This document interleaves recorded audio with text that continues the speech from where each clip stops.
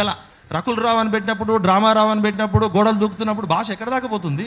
మనం ఏం విలువలు నేర్పుతున్నాం? కాబట్టి ఖచ్చితంగా దీని మీద ఆ కవితని తైతక్క అని, బాతాల పోషే అందరం ఇప్పుడు నన్ను తిడితే, నన్ను లమ్ కొడక అని తిడితే అప్పుడు నాకు కోపం వస్తుంది. నేను తిడితే రాదు. నేనేమంటున్నా అంటే మనమే స్వీయ నియంత్రణ పాటించాల్సిందే. దీనికి మన తరం ఇప్పుడు మనమంతా 50 ఏళ్ళలో ఉన్నాం.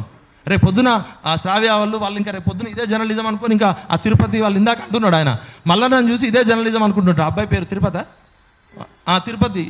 నేనేమంటున్నా అంటే ఫస్ట్ మనం ఇంటర్నల్గా కూర్చొని మనం చేసిన తప్పుల్ని మనం అంగీకరించాల్సిందే. గొంగట్లో కూర్చొని ఎంటికలు ఏరుకుంటే అది మనం మోసం చేసుకోవడం అవుతుంది. దయచేసి ఎవరైనా ఏమైనా హర్ట్ అయితే ఏమనుకోకండి. పార్టీలుగా ఎవరి ఐడియాలజీ వాళ్ళకు ఉంటుంది. ఇప్పుడు అన్న రైట్ 30 సంవత్సరాలు 40 సంవత్సరాల నుంచి ఆయన రైట్ పై సిన్సియర్గా పనిచేస్తున్నాడు. నాకు నచ్చకపోవచ్చు. అంకిత భావంతో ఎవరి ఐడియాలజీ వాళ్ళకి గొప్పగా ఉంటుంది. కానీ మనం డబుల్ గేమ్ ఆడి ట్రిపుల్ గేమ్ ఆడతామంటే మన ముఖం మీద మనమే పెండేసుకున్నట్టు ఉంటుంది.